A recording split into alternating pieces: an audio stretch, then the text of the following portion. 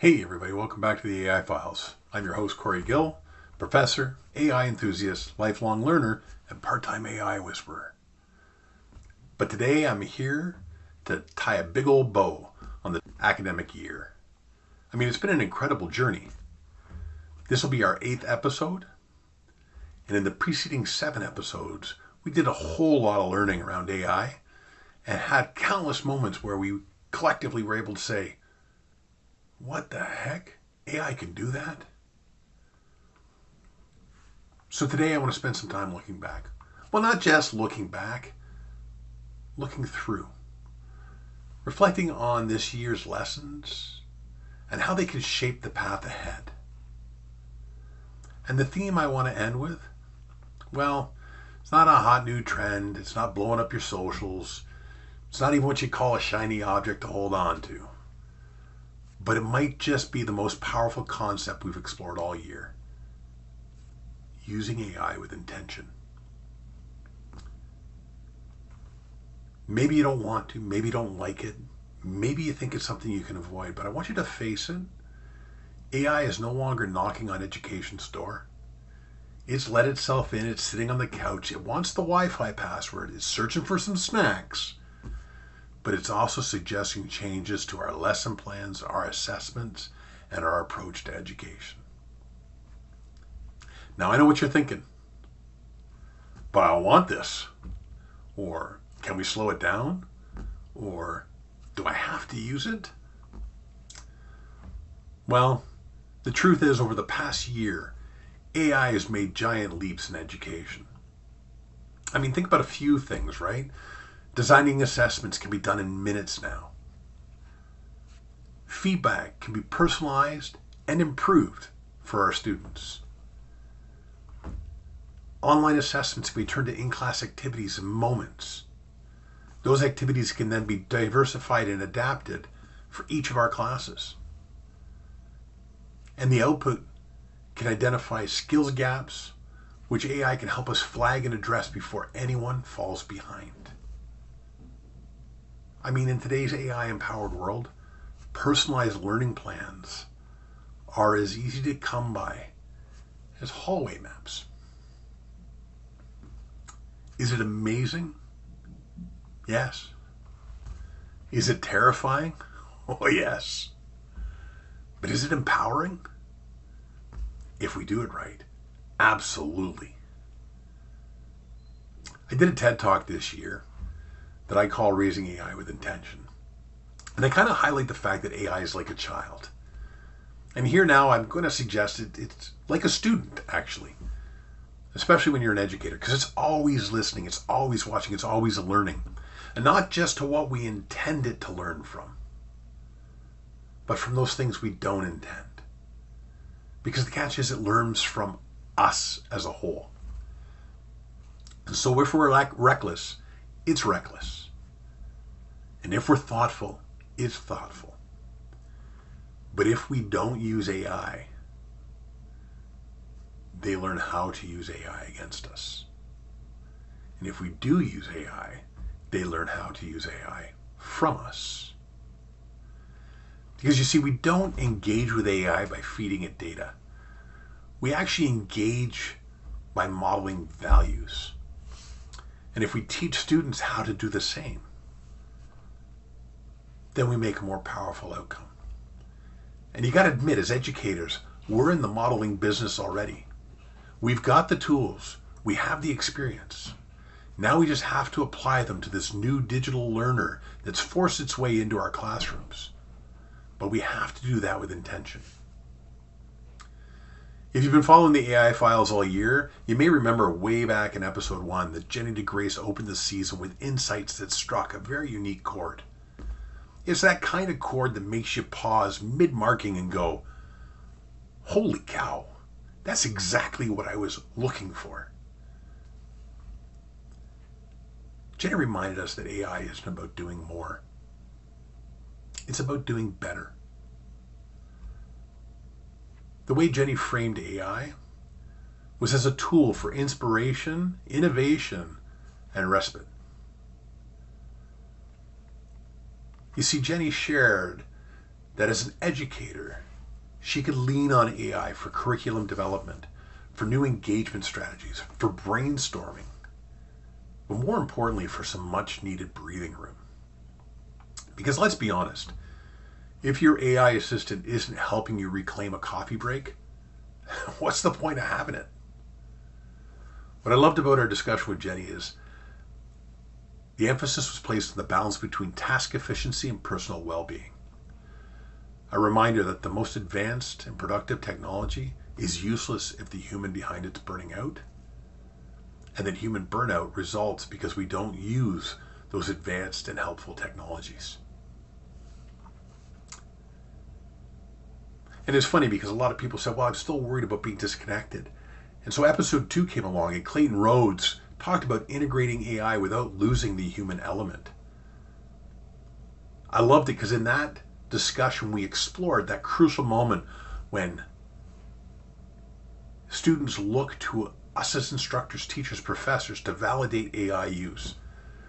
And maybe without words or the correct words, they're asking, is it okay to use it? Is it ethical? Is it helpful? Am I going to need this in the workplace? And the way we answer that shapes their relationship with AI moving forward and how they're going to use it for the rest of their lives. And so an important idea comes to my mind, and that is we don't have to force students to choose between AI and not AI, just like we don't have to, as educators, choose between chalkboards and chatbots. What we need to do is show them how to balance the power of AI with the presence of human educators. Because let's face it, there are some tools in our toolkit that AI just can't get. I mean, empathy and emotion are not downloadable, but they are teachable. So we saw an AI explode in areas of strength around those areas that we were able to share. Improved feedback for students, where students benefited more from what they got out of some of the teachers using AI. That's a big check. But we also saw students using assignments, producing worse output. That too, unfortunately, is a big check. But when we, as professors, used AI creatively, we empowered student education so that they wouldn't make those mistakes. In fact, some professors I know designed tutors that could support students when they couldn't. And so when students wanted help, rather than turning to AI to do the assignment, they turned to the AI personality tutor that the professor made available and got the answers they wanted that way, making AI a productive counterpart in the educational journey. And so it's true, AI can do some things better than we can, but only when we guide it, because intentional AI isn't the future of education. It's the now. And if you doubt that for a moment, tune into episode 6 where Nicole Doyle proved this when she showed how AI is being used in legal teachings. AI can be used to increase accessibility and throughput without compromising ethics and without breaching legal protocols. In that conversation, Nicole shared how AI was streamlining legal research and supporting students, from speech recognition to smart summarization to reference validation. Nicole's students are using AI to accelerate their throughput, to improve their performance,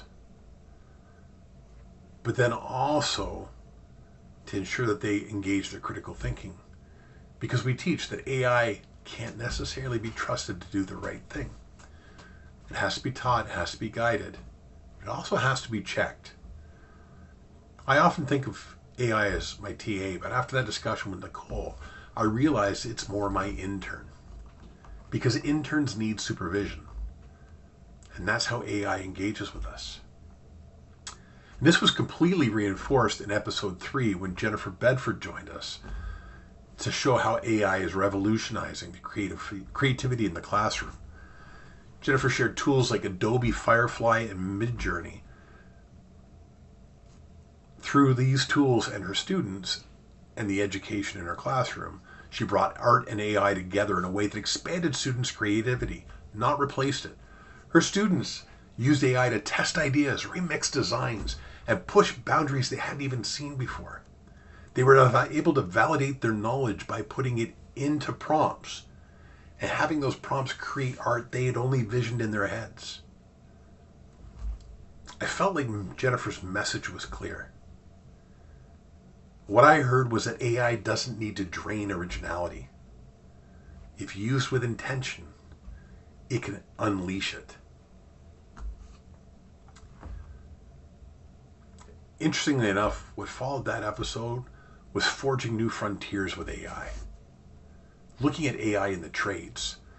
Now I have a child that's taken the trades and felt immediately that it would be difficult to get AI incorporated in here. But in episode 4, Ed Logan shared how AI is transforming his classrooms in skilled trade and apprenticeship learning. And when I shared that with my son, he saw the benefit.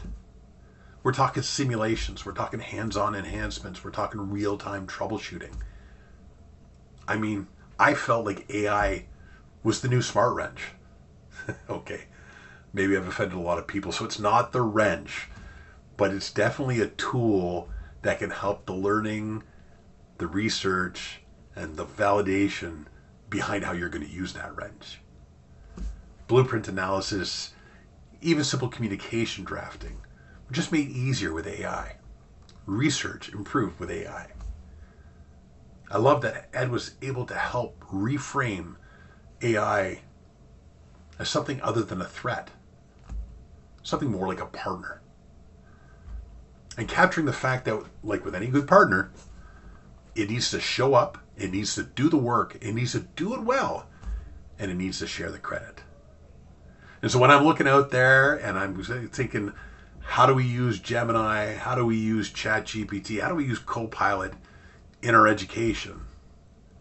I say we share that again. Make sure our students know we're using it so they know they can use it. And we can teach them how to use it properly.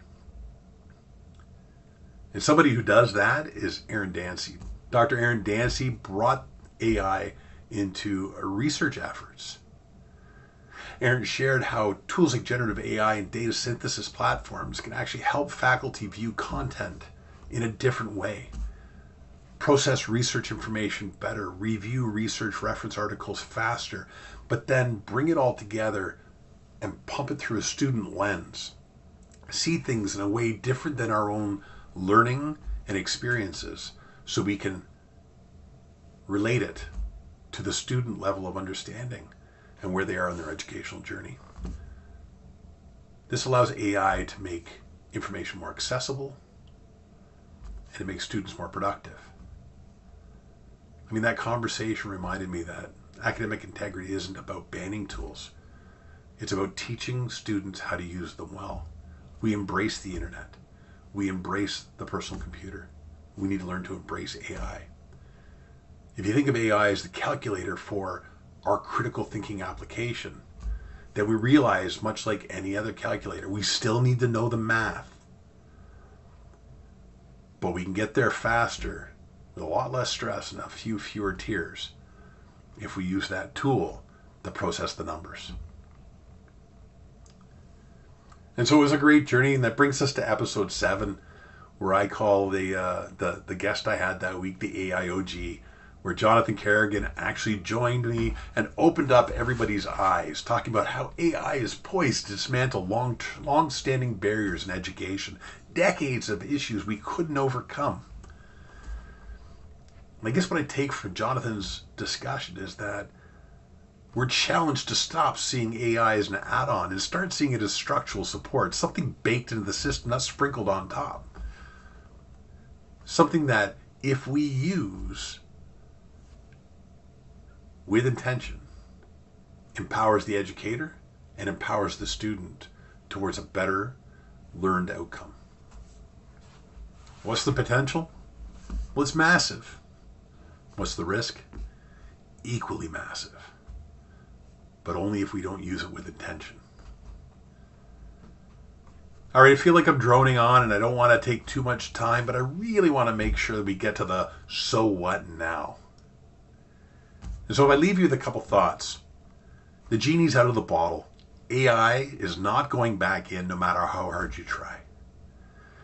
As educators, our role is shifting. It's not disappearing, it's not shrinking, but it is evolving.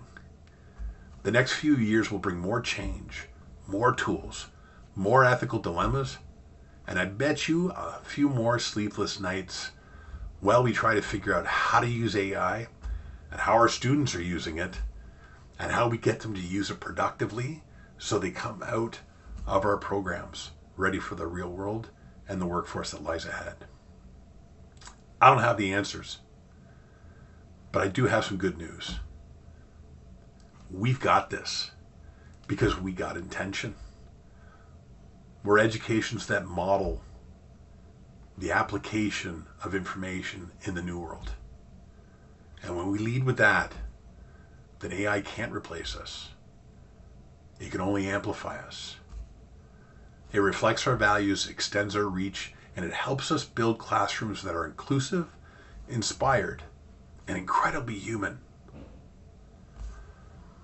So I want to thank you for being part of this journey with me. Whether you tuned in for every episode or you accidentally click play while trying to Google AI in education, I'm glad you found us, and I'm glad you checked us out. And I want you to remember 3 simple thoughts. Use AI with care, use AI with creativity, but most of all, use AI with intention.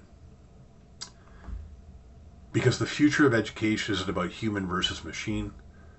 It's about people and purpose working with powerful tools to create something better than we can create alone. And with that, I'll see you next time. But until then, be curious, be innovative, and let AI empower your journey.